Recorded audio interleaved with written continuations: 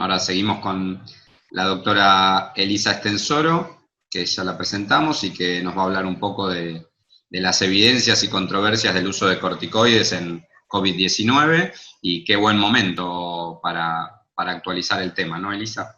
Todavía, aparte, el estudio del Solidarity tiene la rama del interferón, ¿sí? Un estudio de la OMS todavía tiene la rama del interferón, después para poder intercambiar eso, en base a lo que contás, ¿no? Me parece súper interesante. ¿Ahí me escuchan? Excelente, Bárbaro. Muy excelente, bien. excelente. Bueno, muchas gracias y muchas gracias por la invitación. Como ven, yo siempre pongo la fecha en cada presentación porque siempre hay novedades. Bueno, entonces, yo no sé si escucharon lo que dije antes, pero lo que yo marco siempre en cada presentación son las fechas, porque la verdad es que es tan veloz todo lo que estamos viendo, todos los tratamientos que se proponen y que se caen, como mostró recién José, que siempre es importante contextualizar. Pero en el caso particular de los corticoides, además, me gustaría contextualizar el significado y la historia de los corticoides en el distrés en general, es decir, no solo en el distrés por COVID. Y como ustedes saben, se ha propuesto su uso de hace muchísimos años en el distrés por sus grandes propiedades antiinflamatorias y sobre todo antifibroproliferación. Y el primero que propone esto es en 1998 Meduri, que hace un estudio controlado aleatorizado, que él lo propone para el distrés tardío, ¿no? El distrés que no se resuelve, y la utilización de corticoides durante 28 días en infusión a dosis, como ustedes ven acá, bastante elevadas. Este primer trabajo de Meduri fue muy criticado, sobre todo porque fueron, fíjense, pocos pacientes, ¿no? 16 versus 8 con placebo, y la verdad, una diferencia en la mortalidad monstruosa, 62% versus 12 en los que tuvieron corticoides, cifras que nadie volvió a encontrar. Pero bueno, sí se encontraron algunas diferencias. En 2007, Meduri propone la utilización, también difusión de corticoides, un poco menor, fíjense, en la mitad de lo propuesto anteriormente, durante 28 días, en el estrés precoz, a diferencia del estrés tardío. El estrés grave, moderado grave, precoz, y también ya con un número de pacientes más grandes, 63 pacientes, demuestra una marcada disminución de la mortalidad en el uso con corticoides. En 2019, a fines de año, ya la Cochrane entonces publica esta revisión en la cual ellos ven una clara tendencia a la disminución de la mortalidad precoz con el uso de los corticoides en el distrés, que está en el límite de la significación. Y cuando se analiza la duración de la ventilación mecánica, de nuevo lo mismo, en el límite de la significación a favor de los corticoides. Si en vez de ver duración de la ventilación mecánica vemos días libres de ventilación mecánica hasta el día 28, aquí claramente los resultados favorecen a los corticoides. O sea, así estábamos, y a principios de este año se publica en el Lancet este estudio controlado aleatorizado en grupo español, donde Jesús Villar es el investigador principal, en el cual ellos administran corticoides al distrés precoz, moderado a grave, con PAFI menor de 200, PIB mayor o igual de 10 y una fracción inspirada mayor o igual a 0,5, o sea que son pacientes comprometidos, 24 horas después de la aparición de distrés. O sea, una vez que, digamos que estos eran un deterioro consistente de la oxigenación. Y lo que ellos proponen, a diferencia de Meduri, que había usado metilprednisolona, es la utilización de dexametasona a 20 miligramos días del día 1 a 5, y luego seguidos por la mitad de la dosis, 10 miligramos, en los 5 días subsiguientes. Y ellos encuentran de nuevo aquí, ¿no?, unas respuestas espectaculares. Fíjense, estos son los días libres de ventilador, una diferencia de, son días libres, ¿no? Estamos viendo al revés las cosas.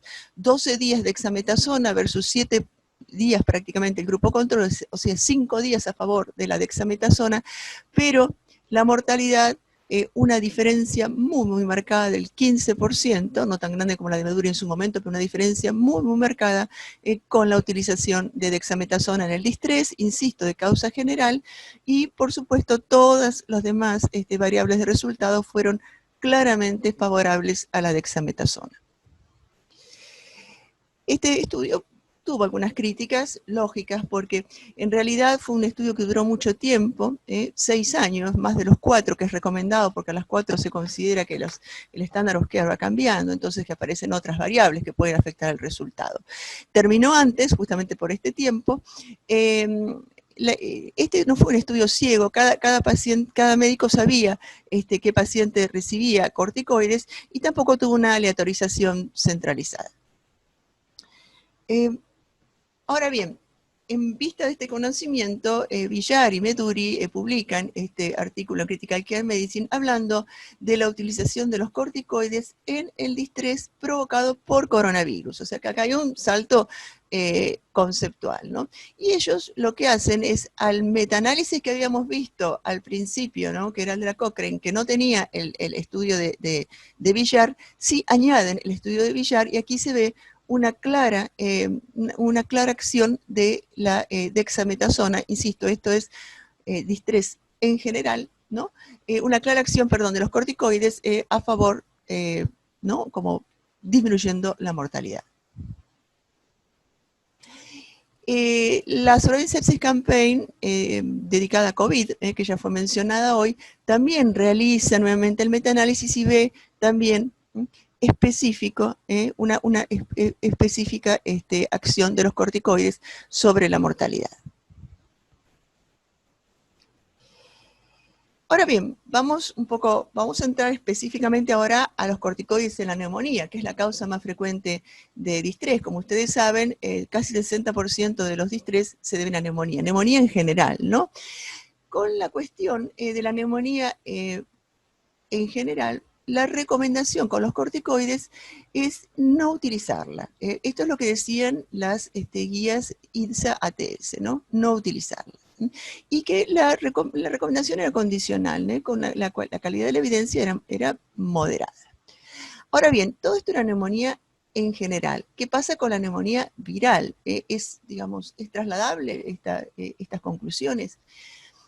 Cuando uno toma la neumonía grave, ¿no? La que ingresa a terapia intensiva, y esto lo ve muy bien en su revisión Arabi, ve que son prácticamente un cuarto de las neumonías que ingresan a terapia intensiva, son virales, ¿no? Y las que nos importan a nosotros particularmente son las neumonías por coronavirus, especialmente en la COVID-19. Y en esta comparación clásica de Wuhan, ¿no? El estudio chino, el que es primero que surge con un número importante de pacientes, aquí tenemos el SARS-CoV-2 y la comparación, ¿no? Con los otros 2 coronavirus, el SARS original y el síndrome respiratorio del Medio Oriente. Bueno, vemos que estas son neumonías graves porque, fíjense, la alta tasa de requerimiento de ventilación mecánica, ¿no? La peor en el MERS, el 80%, ¿no? El SARS-CoV-2 va a terminar siendo, ¿no? Bastante parecido al SARS original. Con una altísima tasa de mortalidad, esto todavía no lo podemos saber si esta va a ser la tasa de mortalidad definitiva, esto es en toda la población en general, y con lo que sí, mucho más que los otros 2, una alta tasa de mortalidad en las comorbilidades, ¿no? Los pacientes con comorbilidades. Entonces, esto es el SARS-CoV-2. ¿Y cuál sería el sustento para utilizar corticoides en la enfermedad grave COVID-19? Algo que todos han mostrado en todas las presentaciones es que esta enfermedad sería bifásica, ¿no? Una fase inicial donde lo que uno ve en los pacientes es la respuesta, la acción viral propiamente dicha, ¿no? La fase viral inicial y luego la respuesta del organismo, la respuesta inflamatoria del organismo, que es en los casos graves una respuesta disregulada, ¿no? Esto es, recordemos la definición sepsis 3, ¿no? Respuesta disregulada del organismo al germen. Así que se han propuesto diferentes síntomas y signos para estas etapas y, por supuesto, diferentes tratamientos. Y los corticoides justamente actuarían en esta fase, ¿no? De respuesta disregulada del organismo, no en la fase de viremia inicial. Y justamente se acuñó este concepto de tormenta de citoquinas para caracterizar esta segunda fase. Y fíjense que el concepto de tormenta de citoquinas con los coronavirus es de 2017, surge con los otros coronavirus. Y esto es debido a que estos son virus de alta replicación, con efectos citopáticos directos, el virus se evade las respuestas del huésped y podría haber una disfunción, una mala respuesta de las células T. Y a todo esto se suma entonces esta respuesta que en los casos graves es de altísima producción de citoquinas. Ahora bien, hay quien ha un poco discutido o cuestionado la tormenta de citoquinas como principal sustento fisiopatológico de la COVID grave. Este grupo, el grupo de Leishman, y que es el grupo de la definición de sepsis 3, dicen que en realidad quizás lo más importante en COVID-19 no es tan consistente con un distrés típico o con la respuesta, la tormenta de citoquinas. Ellos en realidad se inclinan más a que digamos, el cuadro florido que nosotros vemos de COVID-19 se debe sobre todo a la endotelitis y a la trombogénesis que genera este virus. Y ellos mismos también hablan de que, bueno, en los estudios en que se han reportado dosajes de citoquinas, particularmente interleuquina 6, fíjense acá está para lo normal, ¿no? De 7 picogramos por mililitros, y estos son los, digamos, este es el estudio más citado, fíjense que es un moderado aumento de citoquinas, 25. Otros estudios de COVID de 7 a 125, yo he visto uno últimamente un poco más alto que esto, pero miren cuál es, y esto es lo interesante, ¿no?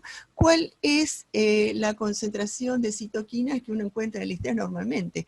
Ya solamente en el fenotipo hipoinflamatorio del distrés, la interleuquina 6, fíjense la dosis 282, alta, ¿no? Y en el fenotipo hiperinflamatorio, distrés, insisto, no por COVID, distrés séptico, también habría, según estas definiciones, una tormenta de citoquinas. Y si uno habla de la verdadera tormenta de citoquinas, ¿no? la que se utilizó o a partir de la cual se describió el síndrome inicial, fíjese cuánto más altas son las concentraciones de interleuquina 6. O sea que esta cuestión de la tormenta de citoquinas nadie dice que no exista, pero es muy homologable a otros estados hiperinflamatorios que frecuentemente vemos en terapia intensiva. De hecho, miren, esta es una de las descripciones originales, ¿no? de los niveles de citoquinas, y este es uno de los estudios citados, y miren, la verdad que esta es la mediana, hasta 7. Ahora bien, se han utilizado los corticoides en las otras neumonías por coronavirus, es decir, por SARS-2 y por MERS, ¿y cuál es la evidencia de su uso?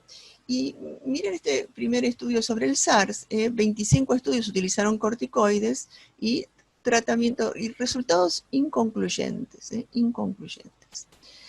En el MERS, y este es el estudio de Arabi, recuerden que el MERS es mucho más grave, la mitad de los pacientes de esta serie recibieron corticoides, iniciados después, ¿no? Y la verdad que en los corticoides, los que reciben corticoides tuvieron más ventilación invasiva y más mortalidad. Pero hay que acordarse también que esto no es un estudio controlado aleatorizado y que acá hay un sesgo por indicación. Los pacientes más graves tienden a recibir los tratamientos que se perciben más efectivos. No se asociaron con mayor mortalidad en un modelo marginal, que es un modelo logístico especial, pero sí, y esto es lo que preocupó, que se asociaron un retraso en el clearance del coronavirus. ¿De la calculadora? Sí. Sí. ¿Qué pasa? ¿No se escucha bien? No, seguí, Elisa, seguí. Se abrió un micrófono. Bien. Se abrió un micrófono. Bien. Todo bien. Ok. Vamos a ver entonces los estudios de China que utilizaron en el coronavirus 2, que utilizaron corticoides. Guan los utiliza, no dice cuáles, y ve que lo mismo que con el MERS, los no sobrevivientes recibieron muchos más corticoides. Ahora, ¿es esto causa o es sesgo de indicación?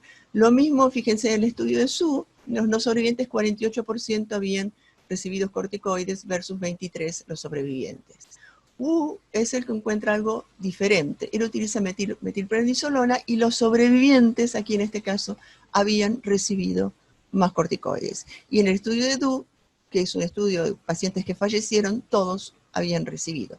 Pero vamos al estudio de Wu, que acá muestra una señal, porque si bien no hubo diferencias significativas en los pacientes, en la mortalidad de los pacientes que recibieron corticoides versus los que no, cuando uno ve lo que llama la experiencia de mortalidad, es decir, la curva de Kaplan-Meier, aquí sí se ve algo a favor de los corticoides, ¿no? Esto es, en realidad, lo que se mira es sobrevida, estamos mirando sobrevida en esta curva, no mortalidad, y fíjense la mejor performance de los pacientes que habían recibido corticoides.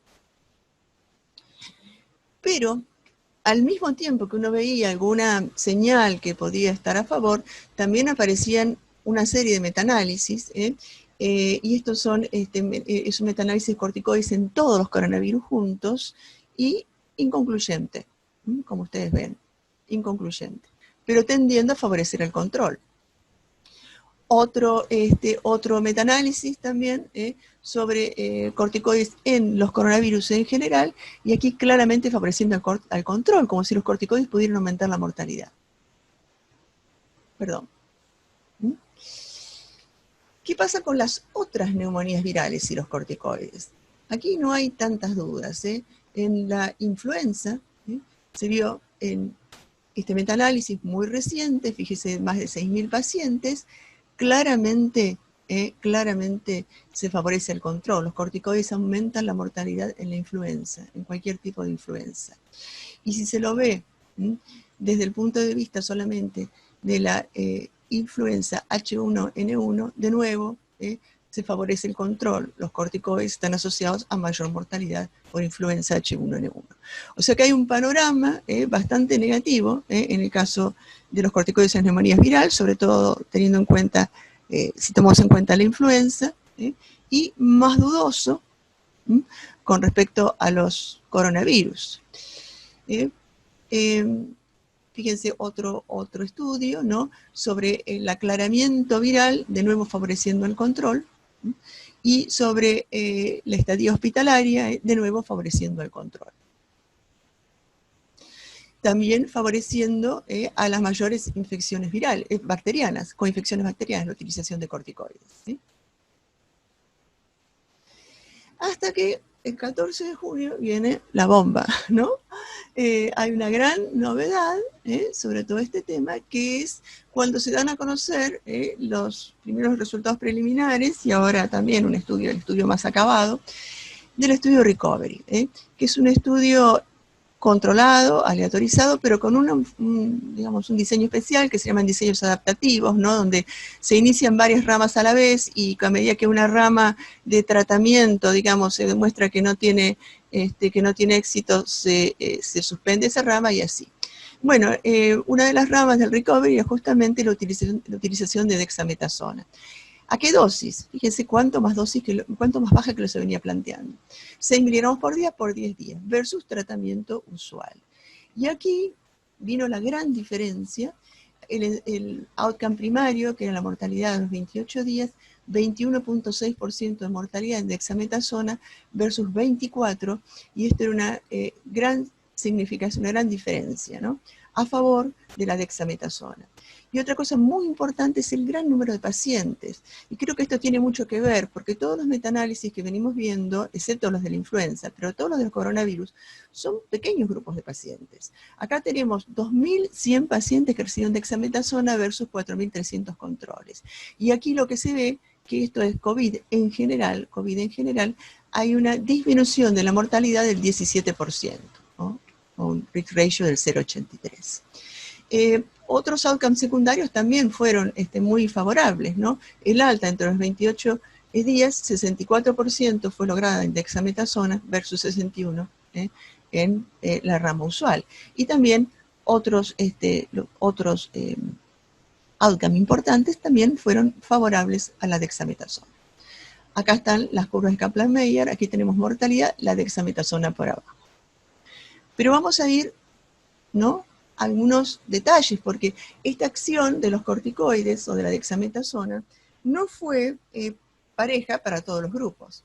Porque cuando se ve en los grupos COVID, ¿no?, en los pacientes COVID que no estaban recibiendo oxígeno, la dexametasona se asocia a mayor mortalidad.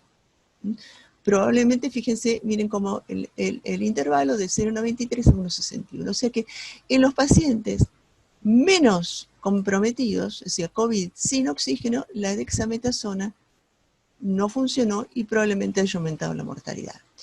Ahora, en los que venían recibiendo oxígeno sin estar ventilados mecánicamente, la dexametasona disminuyó la mortalidad. Fíjense la curva, por debajo del cuidado, de los cuidados habituales, y esto fue muchísimo más marcado, la disminución de la mortalidad fue muchísimo más marcada en los pacientes que se encontraban en ventilación mecánica.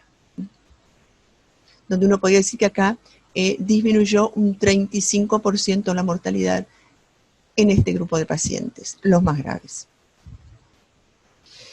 Y otra cosa importante, el riesgo de progresión, ¿no? Que esto se mide mucho, el riesgo de progresión a la ventilación mecánica fue mucho menor en el grupo de dexametasona, fíjense, un 24% menor. Y esto fue altamente significativo. Cuando uno mira subgrupos, ve que la dexametasona fue más eficaz en los menores de 70 años, en los hombres, y esto es importante, en aquellos pacientes que llevaban más de 7 días de enfermedad. Y de acuerdo al riesgo, por supuesto, funcionaban mejor en aquellos que tenían menos riesgo, ¿no? Estos son riesgos de mortalidad del ingreso. O sea que, si vemos el efecto final, ¿no? Es el 0,83, ¿no? de riesgo que vimos al principio, una disminución de mortalidad en el 17% de los pacientes. Pero yo quiero remarcar esto, que esto no es menor. Fíjense, el hecho de los corticoides más efectivos después de los 7 días. ¿Qué significa? Quizás que en la fase inicial, en la fase de viremia, podrían ser deleterios.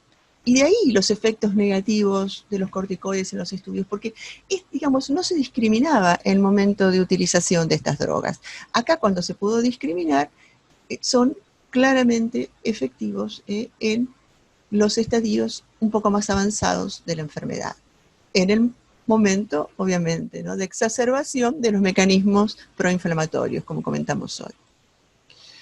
Así que resumiendo, la dexametasona, 6 miligramos por día durante 10 días, ¿no? Y fíjense, una dosis, insisto, mucho menor que lo que se viene diciendo, disminuye la mortalidad en los ventilados mecánicamente, en quienes reciben oxígeno, en quienes presentan más de 7 días de síntomas y preferentemente en los menores de 70 años. Es interesante ver algunas cuestiones de este estudio del Recovery, porque fue diseñado para proveer una rápida respuesta. Miren, el 10 de marzo, primer borrador del protocolo, empieza a aplicarse rápidamente. El 16 de junio se comunica los resultados, 98 días después. Y prácticamente el mismo día, el sistema de salud de Inglaterra lo adopta como práctica. Y estos 6.000 pacientes en total son 15% de todos los internados en el Reino Unido por COVID, ¿no? Y esto es importante porque esto habla de la generalizabilidad, o sea, de la validez externa de estos resultados. La mortalidad del grupo control del 20% es la misma que la de los internados en el Reino Unido. Podríamos decir que se evita una muerte cada 8 pacientes que se tratan, 8 pacientes ventilados, y una muerte cada 25 pacientes que se tratan que requieren oxígeno, ¿no? Este es el criterio para oxígeno. Ellos dicen que es la dosis justa, o sea, menor que todo lo anterior, en el momento justo, después de los 7 días, en el paciente correcto, que es aquel que está recibiendo oxígeno o está ventilado. ¿Qué dicen las guías? Bueno, habíamos comentado que Villar y Meduri decían que la evidencia era inconcluyente, pero que habían estudios, ¿no? que estaban en curso y que probablemente iban a dar una respuesta, pero que entre tanto debieran usarse, decían ellos. La Surviving Sepsis Campaign estuvo a favor de los corticoides desde el principio, ¿no? Para COVID, pero hay una cosa, ¿no? O sea, miren esta segunda, ¿no? En los pacientes ventilados mecánicamente sugerimos usarlo, ¿no? Sugerimos usar los corticoides. Pero la primera recomendación que ponen los pacientes ventilados sin distrés sugiere estar en contra. Estar en contra. Ahora, esto habría que reverlo, porque el Recovery dice en todos los pacientes ventilados. Dice no solamente en los pacientes ventilados, sino además los que están recibiendo oxígeno. Así que esto probablemente va a ser revisado. Las guías CITSA, que estaban en contra antes y decía que había que usarlos solo en el marco de estudios clínicos. Ahora lo que dicen, renovados el 25 de junio, después del recovery, estas guías dicen que hay que usarlos, ¿no? A esta dosis, 6 miligramos de dexametasona intravenosa por 10 días, en los pacientes con COVID severo, y es interesante que además ponen los equivalentes, para que nadie se confunda. Esto es 32 miligramos de metilprednisolona o 40 de prednisona son los equivalentes a 6 miligramos, y no más que esto. Ellos dicen que los pacientes sin hipoxemia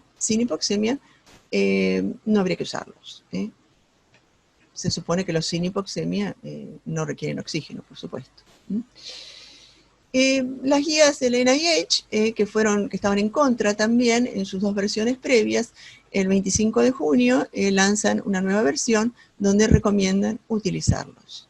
Utilizar dexametasona en los pacientes que están ventilados mecánicamente y en los que requieren oxígeno suplementario que no están ventilados. Y recomienda en contra de los corticoides en los que no requieren oxígeno. Bueno, y por supuesto siguen recomendándolos en los que tienen shock adicionalmente y en aquellos pacientes que vienen usando corticoides. O sea que hubo una readaptación en general de las vías. Había algunas guías o revisiones que estaban en contra, que seguramente terminarán revisando, ¿no? Esto. Y había algunas guías que las sugerían, como las guías de la sociedad china, que ellos recomendaban metilprednisolona, fíjense, de 40 a 80 miligramos, seguramente esta dosis más alta de 80 habrá que revisarla. Ayer revisé las guías de la ITS, ellas todavía no han cambiado. Ellos no hacían ninguna sugerencia en su momento. Resumiendo entonces, nosotros el 25 de abril, cuando dimos esta misma charla, decíamos que la verdad que decíamos que no, que la evidencia apuntaba que no, pero decíamos también que era muy importante considerar este panorama puede cambiar. Y la verdad que lo que ocurrió fue que cambió, ¿no? El 23 de junio, la publicación ya del estudio Recovery más en más detalle, generó una nueva evidencia y recomendamos entonces la utilización en las condiciones en las que fue planteada en el estudio Recovery. Así que bueno, muchas gracias por la atención.